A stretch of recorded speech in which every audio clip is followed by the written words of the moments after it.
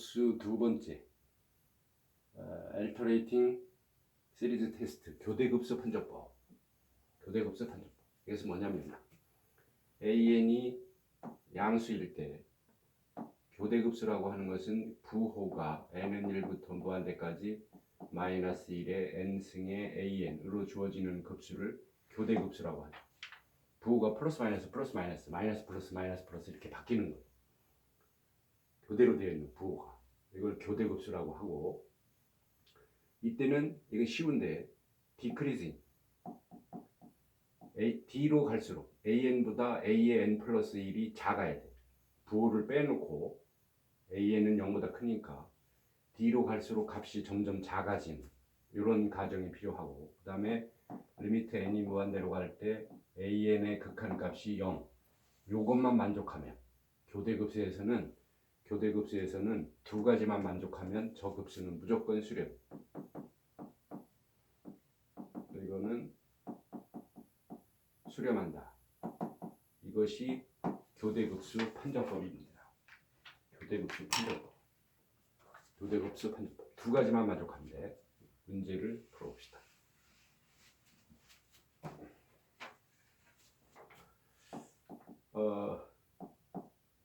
n은 1부터 무한대까지 마이너스 1의 n 플러스 1승의 n분의 1. 이것은 부호가 1 마이너스 2분의 1 플러스 3분의 1 마이너스 4분의 1과 같이 부호가 교대로 되어 있는 교대급수예요. 이것을 뭐라고 하냐면 교대조화급수라고 그래요. 여기가 플러스일 때는 다 플러스 1, 2분의 1, 3분의 1, 4분의 1 이렇게 다 플러스일 때는 조화급수. 조화급수는 발산하죠. 발산하는데 이건 교대조화급수. 교대조화급수. 이렇게 말을 하죠. 이거는 AN을 뭐로 본 거예요? 의 수렴성을 조사해요. 의 수렴성. V라고 쓰고, 그럼 AN은 n분의 1로 보는 거죠. 0보다 크게. 그러면 이 값은 n이 커질수록 당연히 디크리징이지, 감소하는 수열이에요. 이렇게. 그리고 리미트 n이 무한대로 갈 때 n분의 1은 0이죠. 따라서 쟤는 수렴한다. 이렇게 판정하는 교대급수 판정법. 쉽죠?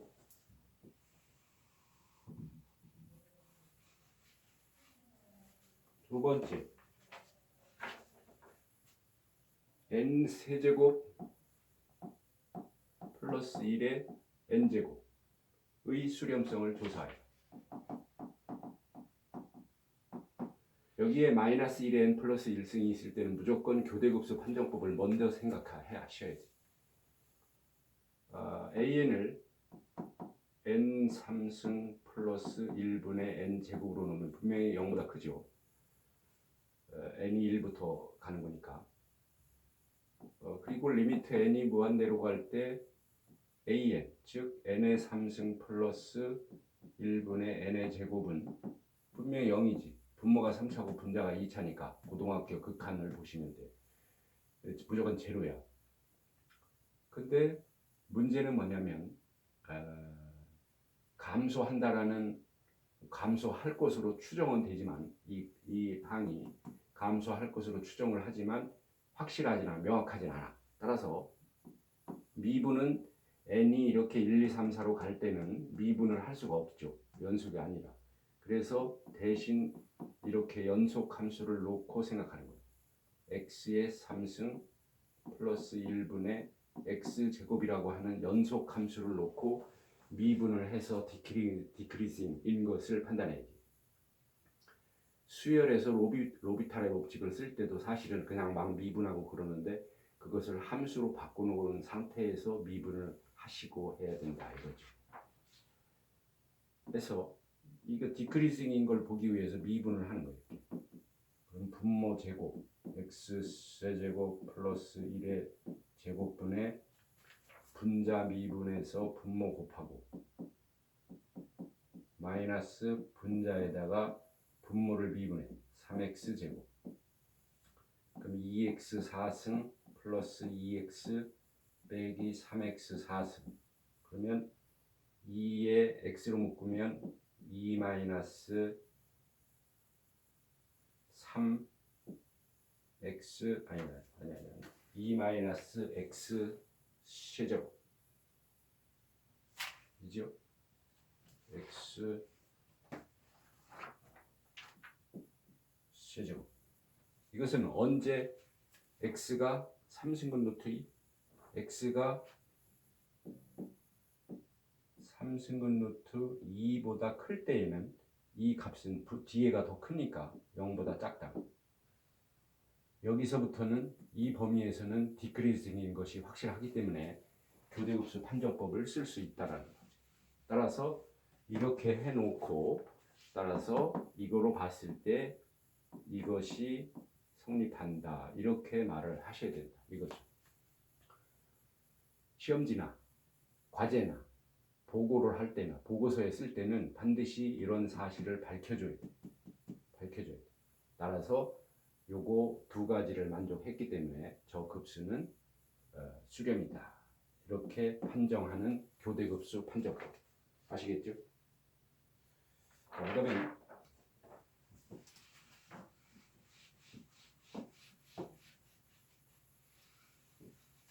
정의가 하나 있는데 데피니션 정의 리미트 절대값 an이 수렴한다. 항에 모두 절대값을 붙여서 양수로 만들어 놓는 그 무한급수가 만약에 수렴한다고 하면 이 절대값을 뗀 것은 당연히 수렴하겠지. 왜냐면 마이너스가 있으면 더 수렴 값이 작아지는 거니까. 양수로 만들었는데도 수렴하면 이 급수는 뭐라고 부르냐면 절대 수렴이다.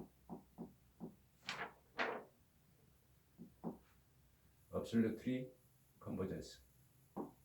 절대 수렴. 그래서 결국은 수렴은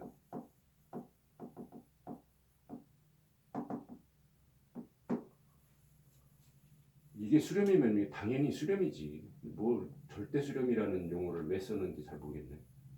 어쨌든 절대값을 붙여서 양수로 만들어 놓은 급수가 수렴하면 절대값을 뗀 것은 당연히 절대 수렴이라고 하고 수렴이다.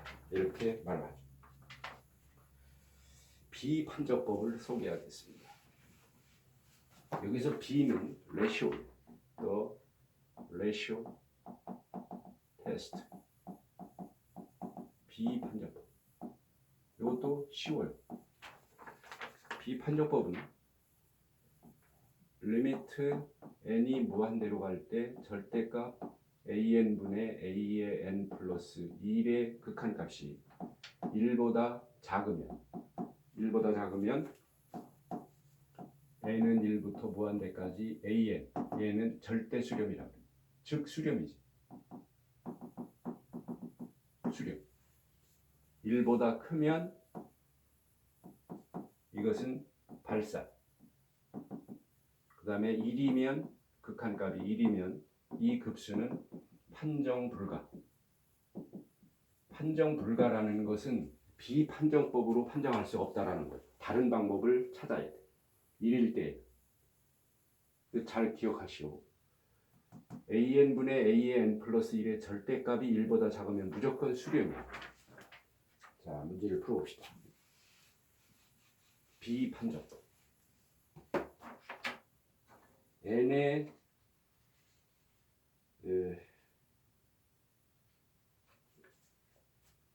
예를 들어서 교대급수는 n은 1부터 무한대까지 마이너스 1의 n승의 3의 n승분의 n의 세제곱의 수렴성을 조사해요. 교대급수 판정법으로 생각을 안 해봤네. 풀어볼 생각을 안 해보고 이 방법을 소개하는 거니까. 교대급수 판정법은 무조건 리미트 n이 무한대로 갈 때 a의 절대값 an분의 a의 n 플러스 1을 계산하는 거. 이게 아주 쉽죠. 절대값이 있기 때문에 저 마이너스 1의 n승은 무시해도 상관없지. 양수로 바뀌니까. 따라서 an이 3의 n승분의 n의 세제곱 a의 n 플러스 1이면 3의 n 플러스 1 분의 n 플러스 1의 c제곱은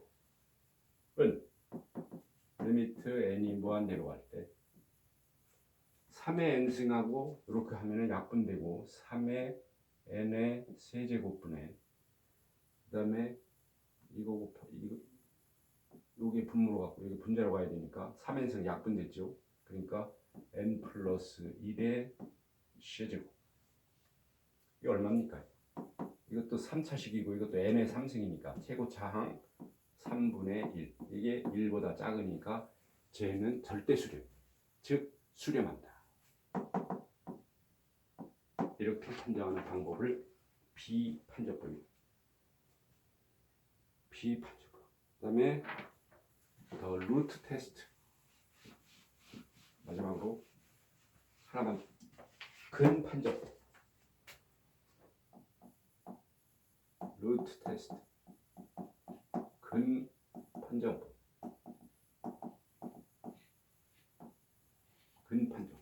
이것은 뭐냐면 이것도 쉬워요. n이 무한대로 갈 때 n승근 루트 an의 절대값 an에 n제곱근을 붙였을 때 이 값이 1보다 작으면 시그마 n은 1부터 무한대까지 an은 절대 수렴, 즉 수렴이고 1보다 크면 발살, 1이면 판정 불가. 다른 방법을 써야 돼. 판정 불가. n제곱근을 붙였을 때 1보다 작은 극한값이 그러면 수렴이다. 그래서 이런 문제는 전부 이 근판정법을 쓰는 게 좋죠. 어떻게 생겼냐면 이렇게 생긴 거예요.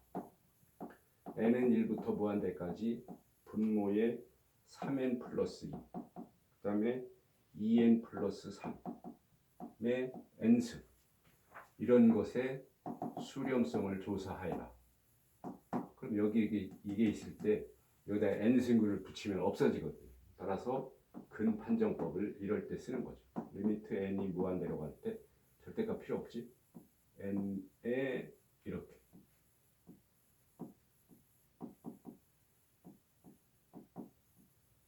에 n 이렇게 돼. 그럼 이 n제곱근과 n이 약분돼서 이렇게 되고 아주 쉬워. 이거에 이렇게. 이것이 얼마입니까? 3분의 2죠. 1보다 작지. 따라서 쟤는 수렴한다. 이렇게 판정하는 방법을 근판정법. 이렇게 생긴 것은 근판정법을 쓰는 게 좋죠. 그러니까 제일 어려운 것은 뭐냐면 내가 개인적으로 제일 어려운 거는 적분 판정법은 미분만 하면 되고, 그 다음에 비교 판정법, 극한 비교 판정법, 그건 뭔가를 알고 있어야 되거든. 그래서 그게 좀 어렵고 나머지는 아무것도 아니고. 두 번째 급수 2는 여기까지만 하겠습니다.